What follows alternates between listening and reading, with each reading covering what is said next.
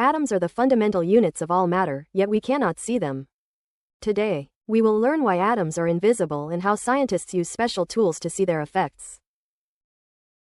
First, let's understand the scale of an atom. They are measured in tenths of a nanometer. A nanometer is 1/1000th of a meter, making atoms incredibly tiny objects. Next, consider visible light, which is how standard optical microscopes detect objects. Visible light waves are much larger, ranging from about 400 to 700 nanometers long. If an atom is less than 1 nanometer wide, the light waves are hundreds of times larger than the atom. To understand this, imagine trying to detect a tiny grain of sand using a huge ocean wave. The massive ocean wave would just pass right over the grain of sand without bouncing off to reveal its location. Light waves are too large to interact with and reflect off the tiny atom, making it invisible. To solve this scale problem, we need something much smaller than light waves to illuminate the atom. Scientists use electron microscopes which shoot a beam of high-speed electrons at the sample. Instead of light, electrons behave like waves, but their wavelengths are thousands of times shorter than those of light.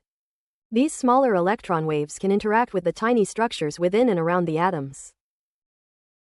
We still do not see the atom directly, but the electrons bounce off the electron cloud surrounding the nucleus.